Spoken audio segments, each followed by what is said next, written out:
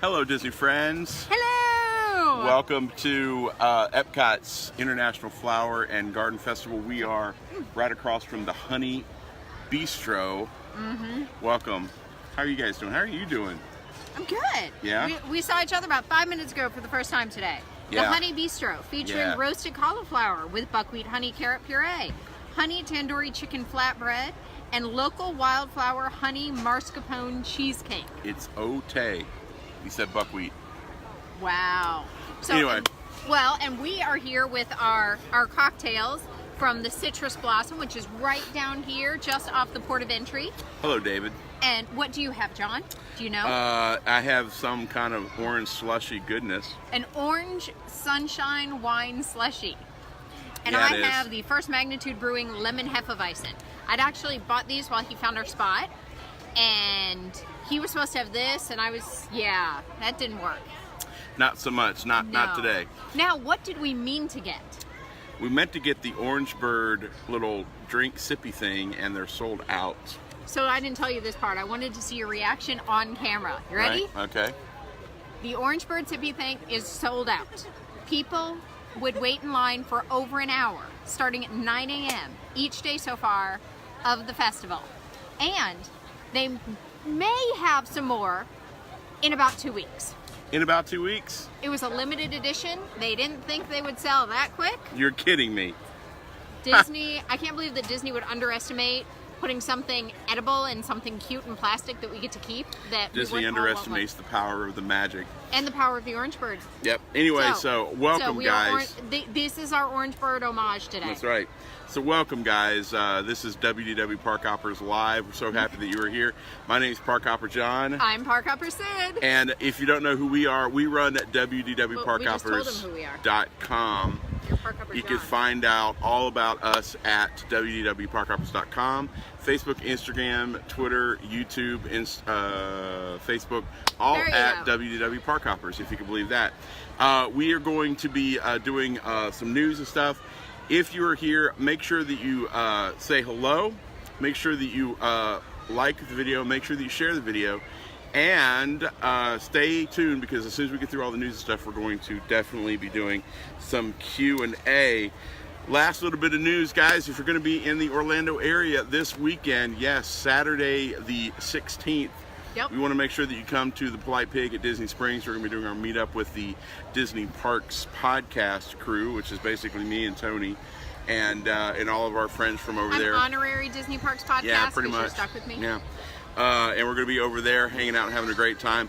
If you would, please just let us know. You can shoot me an email at parkhopperjohn@wdwparkhoppers.com. Other than that, let's go ahead and break into the news, shall we? Well, one more piece of information, or actually like 3 more pieces of information on the Flower and Garden Festival. If you're going to come check it out. You need information, you want to know the 411 on what's going on, there are 3 things you can get. Number 1, the guide map. You don't know where you are in Epcot? This will tell you. The times guide. What's open when? What concert is playing on what day? Yes. And then the complete Flower and Garden Festival passport. This gives you everything. This tells you everyone that's playing, merchandise. There's your little stickers for when you visit a food booth. And then every booth and the food and beverages that they have available and where they're located. We've got to go to the concert because John Anderson from Yes is playing. I know, because I opened my passport to that page. All right. And it tells me where the topiaries are, and the scavenger hunt, and the fun for kids. And look, the Garden Rock series. There you go. So, that's right. John Anderson of Yes. And they always list a song. What would his song be? Well, I would say Owner of a Broken Heart, Owner of a Lonely Heart. Owner of a Lonely Heart. Yeah. Tonight, 5:30, 6:45, and for us, 8 p.m. So. Ooh, really? Well, maybe we're not going to go see John. That's going to be a late night. We might could make it. You realize it's the exact same times of every concert that they do over there, except for like candlelight. Yeah, I know. Okay, just checking. All right. He acts like it changed. I know. All right. It's on you, Batman. You're up. Well, I guess we're on to the news. Yeah, you wanted to put that in there, so now, Yeah. Don't All right. You don't want to talk about the Bibbidi Bobbidi Boutique expansion? No, I did my time last night. Are you excited? This is the Bibbidi Bobbidi Boutique expansion. So right now there are 2 locations down here in Disney World for Bibbidi Bobbidi Boutique. One is over at the Magic Kingdom, and they're actually going to expand that location. Yep. The other one is over at Disney Springs. Yep. They are now adding a location over at the Grand Floridian inside the spa. So they're going to move the spa, the salon part over to the spa. Again, this is, if you don't know, Bibbidi Bobbidi Boutique. Bring your kids in there, ages 3 to 12, and they will transform them into either a princess or a pirate. I'm sorry, a princess or a knight. Right. There is something else at the Magic Kingdom that will do pirates, but a princess or a knight, and of course there's a cost. Of course. What? At Disney? I know. I don't believe So this spring, the Magic Kingdom one is going to expand, and then they're going to open the one over in the Grand Floridian. He's looking at me instead of looking at you, and I'm freaked out by that. I don't know why. So now there will be 3 locations for you to take your little princes and princesses to be transformed at the Bibbidi Bobbidi Boutique. If you were to be transformed into a knight or princess, would it be a knight or princess? Can I be a princess with a sword? Sure. What princess would you choose? Well, I think just for you, I'd have to be Snow White. Yeah, you would. But if it wasn't just for me, who would you choose? Ooh, if it wasn't just for you, Moana.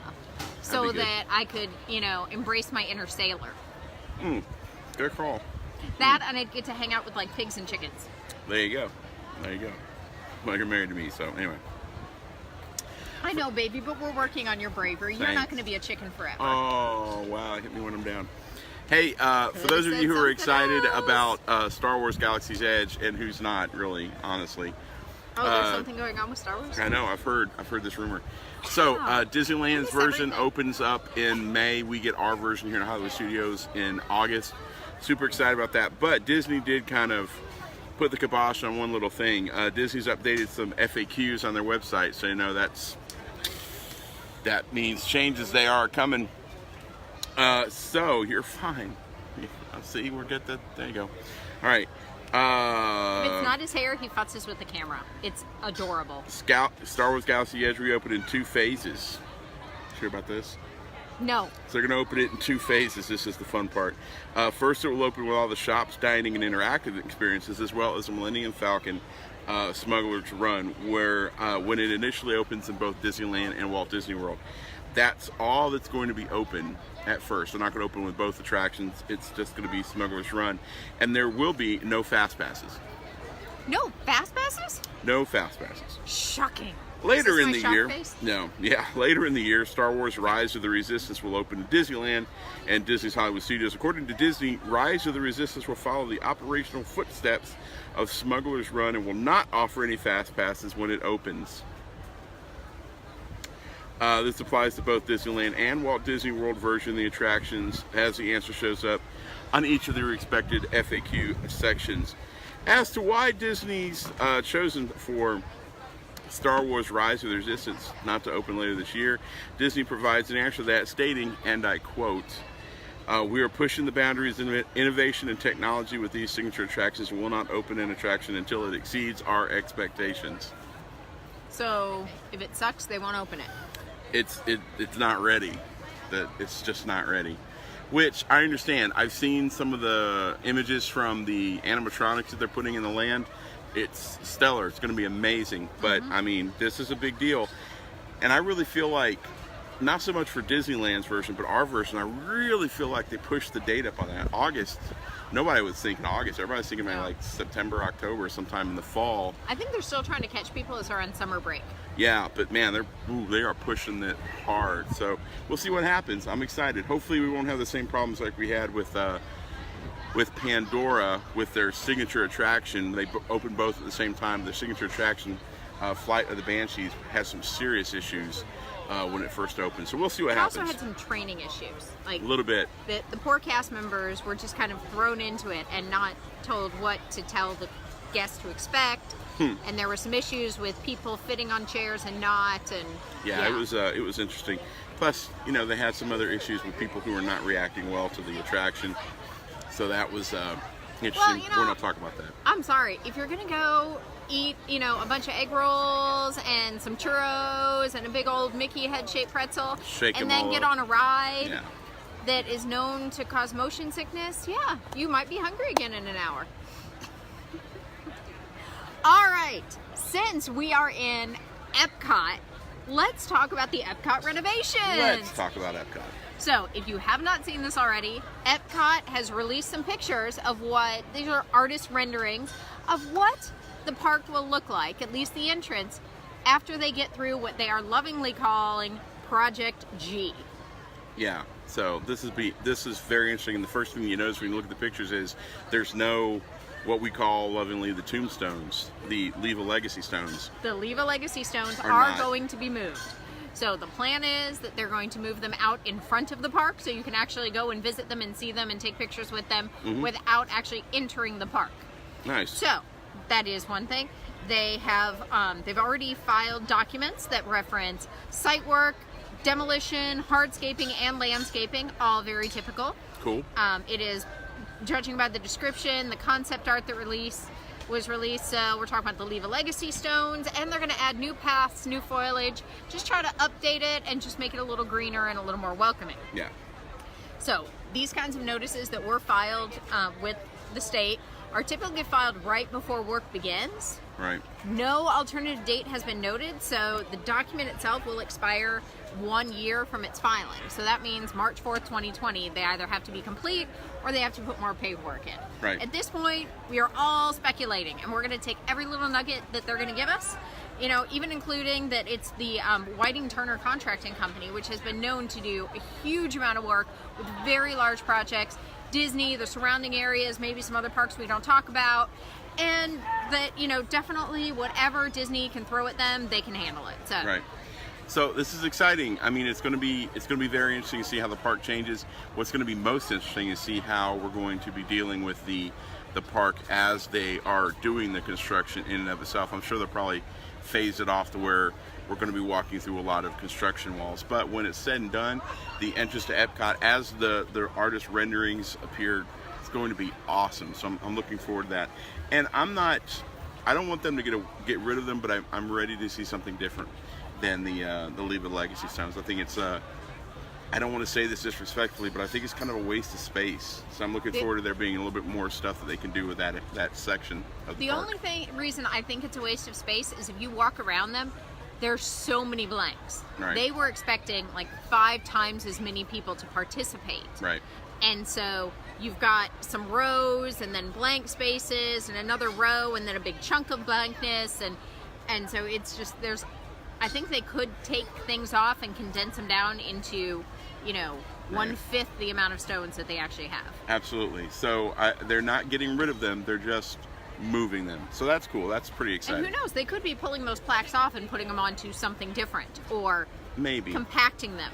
Maybe. I could see there's not that much room in front of the park. Yeah, I could see where the Leave a Legacy stones could serve a dual purpose as well, for security reasons, because they're just pure blocks of granite, right? Anyway, moving forward. Absolutely. Hey, there's 3 things that I'd love for you guys to know about. First of all is if you're going to do any shopping on Amazon, we would humbly ask that you would go to wdwparkhoppers.com/Amazon. That's going to take you to an Amazon page. It's got a bunch of Disney stuff there, but it's still Amazon like you're normally used to. It's not anything special. But what happens is for the next 4 hours, anything you purchase on Amazon, they'll give us credit for that. It doesn't cost you anything more, but it does kick back a few pennies for us, and that really does add up. We love doing these live. We've been doing these for a year now, right? Yeah, at least. And we love doing them, but it's cost prohibitive to do. We try to keep it economical, but we're coming to Disney all the time, so. All right, did you see this tiny little drink? Yeah, was that $9.50? Our 2 little cocktails together were $11. Do you see how cute and little this beer is? Like, look at the size of my hand, people. It's teeny tiny. And I have little hands. Right. Yeah. So go check that out, wdwparkhoppers.com/Amazon. The other thing is, if you're looking for some Park Hoppers merch, which eventually one day we will wear online. I swear we will. You can go to wdwparkhoppers.com/shop. But the big news that I want to share with you. There's big news that I want to share with you guys is we started something new. We're doing a daily news story. So every day in the morning you can go to WDW Parkhoppers on YouTube. I also eventually share it on the site, but you can go to youtube.com/WDW Parkhoppers. We've got the daily news show where we find a news item or a rumor. We kind of break it down. We just have some fun with it and really just talk about what it means to us, the true Disney fans. So check that out, youtube.com/WDW Parkhoppers. It's the daily Parkhoppers news. Today we talked about Star Wars Galaxy's Edge. Yesterday we talked about Captain Marvel. So it's cool. So check that out. Is that good? What are you laughing at? I am so excited. Okay, so I did not read the copy before we started tonight. And can I jump in here? Go ahead. Go ahead. And as he's reading this wonderful thing, you know, the www.parkhoppers.com/Amazon and the shop and the YouTube and the daily news, I read ahead so I would have some idea what I was talking about. And oh my gosh, I'm so excited. Okay. I read the story last night and I'm like, I'll bet Sid 6-year-old loses her mind when she sees this. So do you want me to read this so that you can just be excited? No. Okay, cool. Because I don't think you would read it fast enough for me. Hit it and get it. You can now book pirate, and mermaid experiences at Walt Disney World Resort hotels. There's a variety of new experiences, art classes, fishing excursions, pirate experiences, and mermaid school. They're already or will soon be available to book at Walt Disney Resort hotels. Nice. Okay, so now we're going to look at each one. Ah, dang it, it's not first. Okay. Captain Hook's Pirate Crew at Disney's Beach Club Resort. What's the Captain Hook's favorite letter? Arr! All right. Ahoy, mateys! So, you can now make reservations for a group experience that invites young recruits ages 4 to 12 into the world of pirate feasting and treasure seeking, high energy sailing, and swashbuckling fun. Nice. I'm so excited I can't even talk right now. All right, the new Captain Hook Pirate Crew at Disney's Beach Club Resort teaches youngster pirate ways and teaches them to follow clues that will lead to hidden treasure and being named to Captain Hook's Pirate Crew. So they're armed with clues. They get to comb through the resort, set sail on a pontoon boat on Crescent Lake. This is just one more adventure that they have for the kids to just make the vacation that much more amazing. Absolutely. So, and then there's food. There's a feast that includes canned meatballs with marinara or macaroni and gold sauce as entrees, and along with the treasure chest treat or fruit for dessert. So the Pirate Crew price is $55 per child plus tax. It's not bad. The adventures begin April 28th. And they actually have a special number. It's 407-824-KIDS. That sounds fun, and that's fairly economical for probably 2 hours, a couple hours. I'm assuming 2 hours. I don't know for a fact, but all right. And ladies and gentlemen, Parkhopper Sid's favorite news story for the day. Mermaid School! Oh my gosh, it's Mermaid School! Okay, guests can become a part of Ariel's world at Mermaid School at select Walt Disney World Resort hotels. Do we not know what hotels? Come on. Really? All right. Guests ages 4 and older, so 4 to 84. It doesn't say you can't. Please? Adults can't do it. Can enjoy an hour-long class where they're fitted with a swimmable tail and led through activities teaching them how to swim in a pool like a mermaid. Mermaid School will be offered on select dates at Disney's Art of Animation Resort, the Caribbean Beach Resort, and the Yacht and Beach Club Resorts. Nice. Classes are $55 per person. Just 50. Just 50. Oh, 50. It's $5 Even better. less. Even better. Bookings will open mid-March, and again, they have a special number, 407-WDW Play. Yep. Now, reservations are open for rentals of the poolside cabanas at the Yacht and Beach Club Resort, where guests can indulge in a lap of luxury. I can't even go on. Mermaid School. Yeah, I'll be talking a little bit more about the tail. cabanas, so. Mermaid School. You want me to finish it out for you? Okay, no. So, for the adults that want to relax. What's that? It's my tail. Okay. Is that better? That's awesome. I love you so much. Reservations are also open for rentals of the poolside cabanas at Disney's Yacht and Beach Club Resorts. So if you'd like to come down, rent a cabana, watch me make a total fool out of myself with my tail, Nice. you can indulge in the lap of luxury. The private hideaways exclusive to Disney's Yacht and Beach Club Resorts provide guests with a bevy of services, Yep. including padded furniture. They have chairs and couches. They have dedicated Disney cast member service, cocktail service, mounted televisions with cable access, complimentary sunscreen and other skincare products.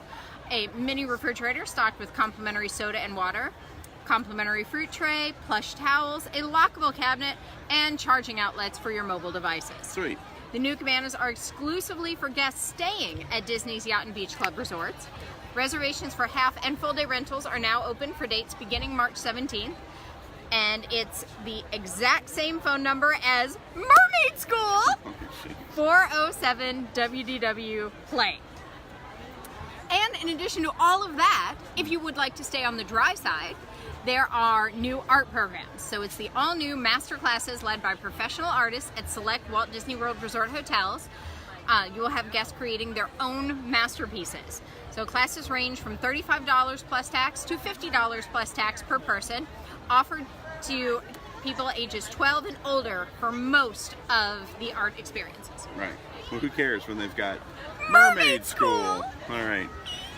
After that article came out, and we put it in the news because I thought it was all awesome to share that, another article came out about Is it about Mermaid School? No, about the cabanas happening over at Stormalong Bay, which is the Yacht and Beach Club pool.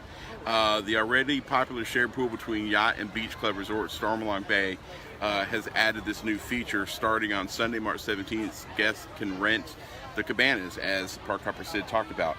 The pricing will fluctuate depending on the time of year. Can you do a shock face? I'm sorry, I'm too excited. I'm just smiling. Between March and October, the cabanas will cost $299 for a full day and $199 for a half day. But between October and February, a full day will cost $249, so saving you $50, and then a half day will cost you $149. The maximum is 6 guests per cabana, but you have to be a resort guest to get the cabana. I don't think you have to be a resort guest to, like, if you were staying there, you can invite me to the cabana, but you have to be a guest. Yes, one person has to be a right. Yeah. Cast member will be devoted to serving the cabanas throughout the day. 2 chaise lounges, chairs, and side table will be inside. In the exterior feature a love seat, 2 side chairs, and 2, count them, 2 side tables, because you can't do without that side table action. Well, where are you going to put your drink? That's true. To reserve a cabana, call 407 WDW Play or 407 939 7529. So, do you know what else is at 407 WDW Play? Mermaid School. All right. Okay. This show is brought to you by Mermaid School. All right. Next week, where we're going to be live from, baby? Outside Enzo's Hideaway. Why not? We're going to try to get a nice view of the water there, looking at Saratoga Springs. That sounds fun. Absolutely. Yeah. Make sure that you find us. Before we do that plug, definitely. So we're talking a little bit about Flower and Garden Festival. Mermaid School. And Mermaid School. Well, they didn't talk about food at Mermaid School. If they did, I bet our friends over at Dining at Disney would be able to tell you what the food would be at Mermaid School. But they can't. But they do have a special show that just came out last week that is all about the tips and tricks and all of the succulent, wonderful things to eat and drink here at Disney's Flower and Garden Festival. That's right. So definitely go check them out, diningatdisney.com. They are fantastic friends and great supporters, and you know, we go there for half our information. So. That's right. You can also find them at facebook.com/diningatdisney. Absolutely. So make sure you find us, Facebook, Twitter, Instagram, YouTube, all at WDW Parkhoppers. And then finally, guys, make sure that you find us at WDWParkhoppers.com. 4 parks, 1 world. And everything in between.